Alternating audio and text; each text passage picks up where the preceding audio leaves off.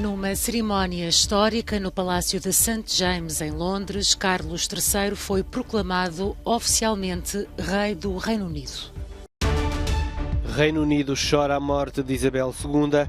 Britânicos prestam homenagem à soberana que reinou durante 70 anos.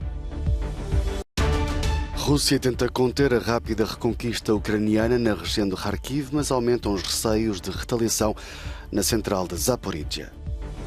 That my whole life, whether it be long or short, shall be devoted to your service and to the service of our great imperial family. God save the King!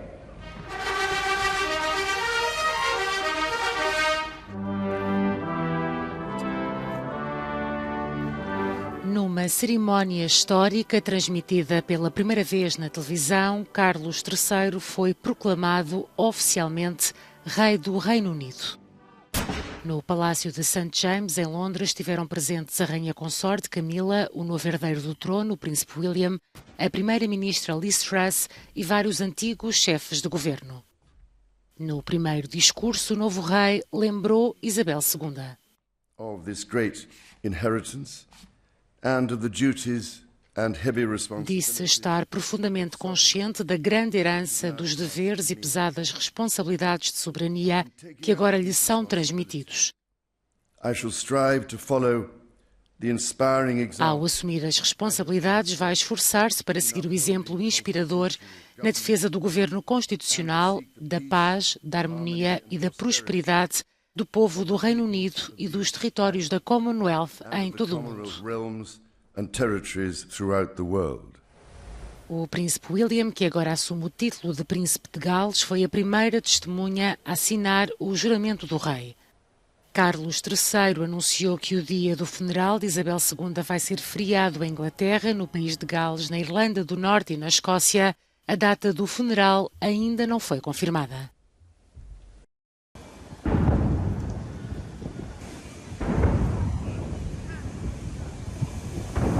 O som da notícia da morte da rainha Isabel II ressoa por todo o Reino Unido.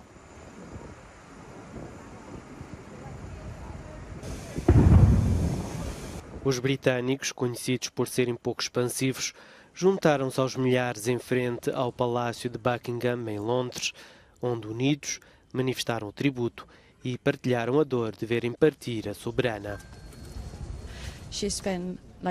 Ela tem sido uma figura espantosa na história. Não escolheu fazer este trabalho, mas fez o melhor que pôde até ao fim. Parece um pouco estranho, considerando que nunca a conheci, mas sim, acabei de descobrir que ela era uma mulher simpática em quem se podia confiar, como a nossa avó. Sabíamos que estava para breve. Ela era bastante idosa e estava doente há algum tempo, mas simplesmente não queríamos que acontecesse. Por isso, esta é apenas uma perda real de alguém que é uma figura tão global e uma presença maravilhosa para todos nós. Penso que se trata de tristeza, mas também de celebração e reflexão sobre tudo o que ela fez e porque foi tão bem vista globalmente.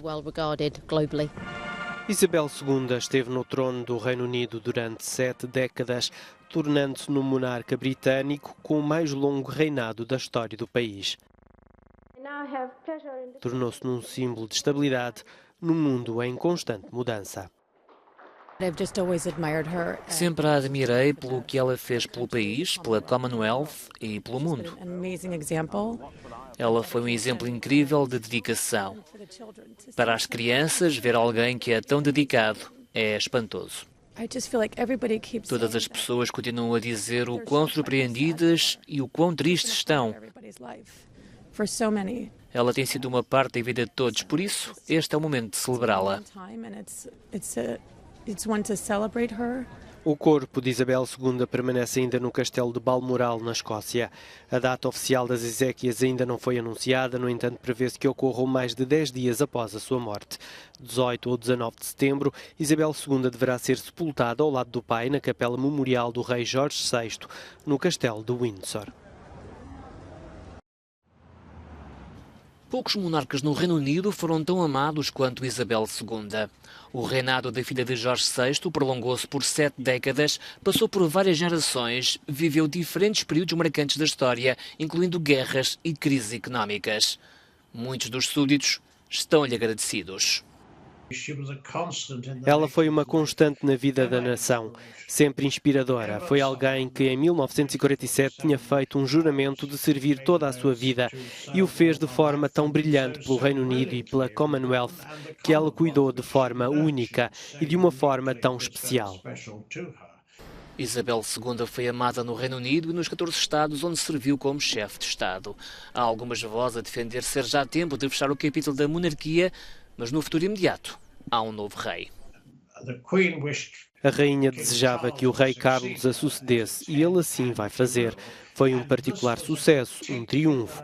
Ela e os líderes da Commonwealth tinham uma relação especial. Frequentemente, ela conhecia-os desde muito cedo, quando as respectivas nações se tornaram independentes. E, claro, ela tinha os deveres constitucionais que desempenhou tão habilmente no Reino Unido. A rainha colocou a fasquia alta para a sucessão. O povo sabe disso, a corte também, e a própria família real tem se esforçado para se modernizar, sem perder o apoio dos súbditos.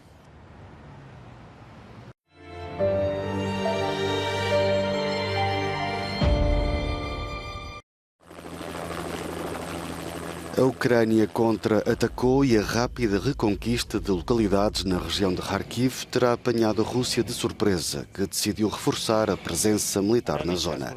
Segundo o presidente Volodymyr Zelensky, as forças armadas ucranianas libertaram e assumiram o domínio de mais de 30 localidades na área de Kharkiv. Em algumas delas foram implementados controlos de segurança.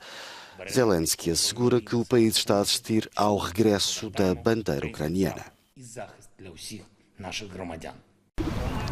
Kiev declara que a resposta russa consistiu também em bombardear zonas ocupadas por civis na cidade de Kharkiv, provocando pelo menos 14 feridos, entre os quais crianças. E aumentam as inquietações sobre uma retaliação contra a central nuclear de Zaporizhia. Rafael Grossi, o diretor-geral da Agência Internacional de Energia Atómica, afirma que os bombardeamentos provocaram um corte total de energia na cidade de Enerdoar, comprometendo a segurança da central que fica nas imediações. Grossi aponta que os ataques colocam em risco a vida de funcionários e das famílias, o que dificulta a manutenção adequada da infraestrutura e aumenta o risco de acidente nuclear. Têm sido sucessivos os apelos, incluindo de António Guterres, secretário-geral da ONU, para a criação de uma zona de segurança em torno de Zaporizhia. Face à escalada dos preços da eletricidade, a União Europeia está decidida a canalizar parte dos lucros das empresas de energia para ajudar os consumidores, tanto daquelas que usam combustíveis fósseis como as que usam fontes renováveis. Concordância genérica com as medidas de emergência propostas pela Comissão Europeia foi como o Ministro do Ambiente e da Ação Climática de Portugal descreveu o resultado da reunião em Bruxelas. Há detalhes ainda por afinar, pelo que a decisão final dos ministros com a tutela da energia será tomada noutra reunião extraordinária ainda este mês. Temos de garantir que não vamos desapontar os cidadãos e as empresas. Quando o presidente russo Putin iniciou a guerra energética, esperava dividir-nos e prejudicar as nossas sociedades democráticas e economias. Ele não o vai conseguir. A medida mais controversa é a aplicação de um teto ao preço do gás importado. Alguns países defendem que seja aplicado a todos os fornecedores. A maioria dos Estados-membros e a Comissão Europeia consideram que se deve limitar ao que chega através dos gasodutos que ligam a Rússia ao território da União. Temos de ter cuidado para não prejudicar a situação existente de segurança no aprovisionamento. O mercado do gás natural liquefeito é global, não estamos entre as 3 maiores regiões de importação desse gás e existe uma concorrência muito forte no mercado neste momento. É importante que possamos substituir os cada vez menores abastecimentos russos por fornecedores alternativos. Houve um consenso global sobre a necessidade de reduzir a procura de eletricidade de forma coordenada, mas ainda não é claro se deve ser feito numa base obrigatória ou voluntária. O Governo de Portugal recordou que o chamado mecanismo de exceção para a Península Ibérica, que já limita o preço pago pelo gás, vai ser tido em conta na nova legislação.